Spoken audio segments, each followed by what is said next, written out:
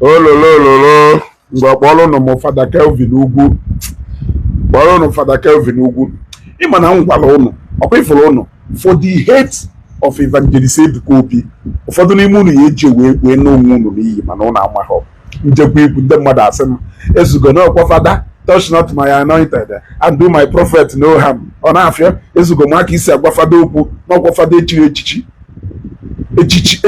echichi ma amaghị ife mma akpọ na ife a na-eto onwe ha ule all the while eji wee nwee spiritual fathers ndị na-ebu amụma ndị na-eme ha kpere ekpere na their ministry enwe miracle.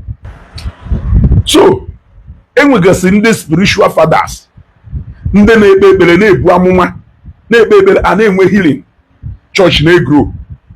But for the akpọmasị ụnụ kpọrọ evangelist Ebuka Obi ọnya ka ndị dụka Fada Kelvin Ugwu ha name them ghọtago ka ha ncha niile si wee master wee chozie ka ha reduce church to a social club after the crusade. Na ife Fada Kelvin Ugwu delu first of all o delu so at the end of the day prayers that deny reality rather than confront it will always disappoint, not because God is wicked but because God does not suspend the order of reality to flatter our fears. If we get governance right, if we can vote and our votes are counted, if we can massively hold our leaders to account, all the prayer intentions we gather to shout and sweat about will vanish. If we can't do this, pray all you like, nothing will change. Osekwa, mention one thing you prayed for or prayed against in that crusade that is not linked to bad governance. Mention one, just one. Now, based on the Nkokuru Osrego, so at the end of the day, prayers that deny reality rather than confront it will always disappoint, not because God is wicked, but because God does not suspend the order of reality to flatter our fears. You know, onye sere for the akpọmasị or for the fact that na iwere iwe na na-achụ oke wee su ibe gị ọkụ, oke ahụ nwere ike ịgbafuo. Ịghọtago, you find out that na ị nwere ozi a roof over your head. Ịghọtara ife mkwuru ife a ka nkọwara gị ya ka i wee ghọta. For the sake of akpọmasị unu kpọrọ evangelist Ebuka Obi because na unu feel na ọdọkọsịrị crowd unu or because na unu feel na ego ndị chọọchị supposed ide enweta na ọ na-enweta or because of personal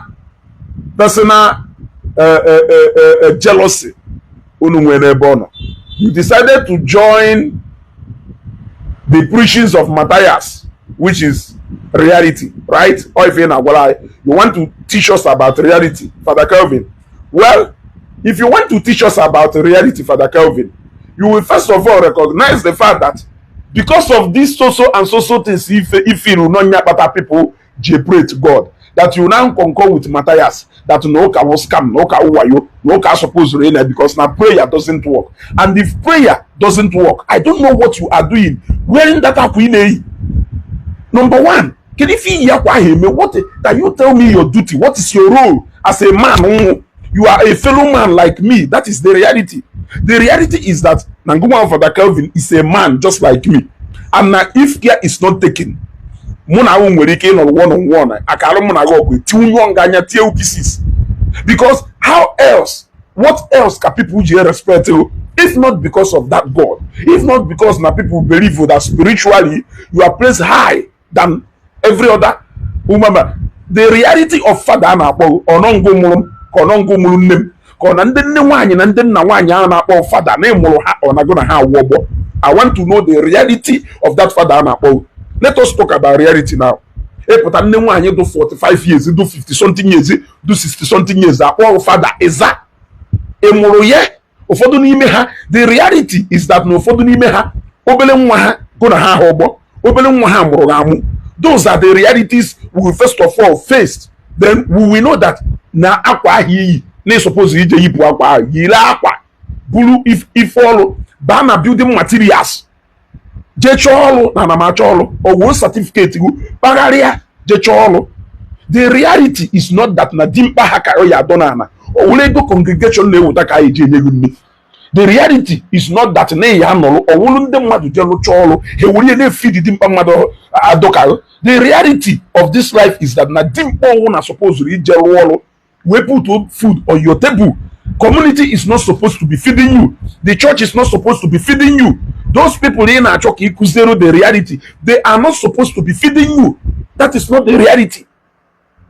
The best reality I want to tell you is that no mado no one to ime we and for the fact that na mado no one to ime why ye no one to ime that is another reality.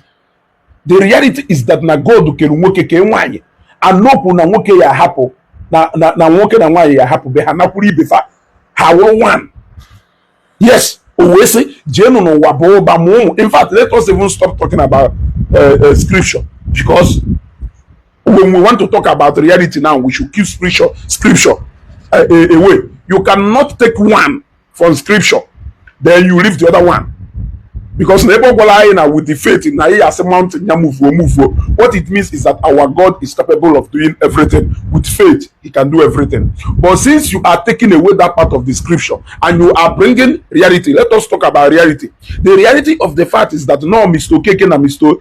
Mborio na Mrs. Mborio nuruti na munye we tu ime we mworo, therefore they supposed to kwale ino wani tu ime mworo. That is how succession continues.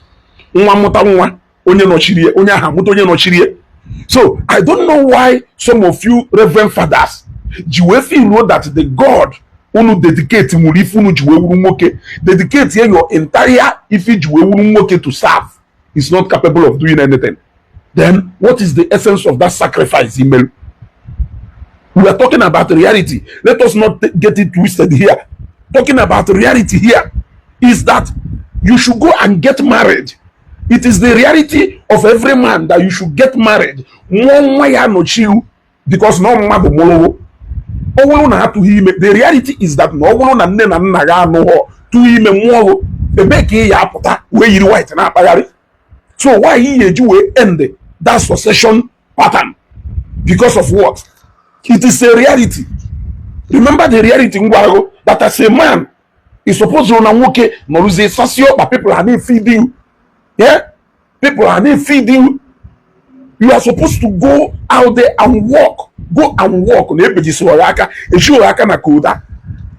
are supposed to eat, they feed you. The mother are supposed to eat, they feed you. You should walk and walk. It is another reality. And they do not entertain father. That is not the reality of life. The reality of life is that you should respect elders. You should respect elders or order of Bible by the fact that we are Christians. By the fact that we are Christians, that is why we even overlook that reality part of Nagona Mrs. Ibenema Honobo and Mrs. Ibenema yet. Yeah? Because of who we are as Christians, because of what we believe as Christians. Mrs. Ibenema on father. Father for what? Don't you know the meaning of father? Don't you know the dictionary meaning of father? Ane kwugeri onu wonu maka iwo oke ona chọka unu muyu na ọkụ ane kwugeri ane kwugeri omogbo akọrọ inwere we dey preach that gospel, yet that same gospel na feed you, that same gospel make you feel today nyake ya da bia after simply because you want to get to evangelist Ebukobi. His crusade is the only crusade e mana mmadu je no mo ifo yejeta today ke mana. Why can't you speak to your fellow reverend fathers? Then they host to crusade. When you see spiritual program that now without bad governance, not supposed to them. Call them by name. You are not calling them. You are only targeting evangelist Ebukobi. And they make on a tegari umunu, na ya kwailo umunu. Ejime kam fonye ya bia ba semezuko kwari faduku kam poganya. If I should go with the message of reality on a preach, the reality of the fact,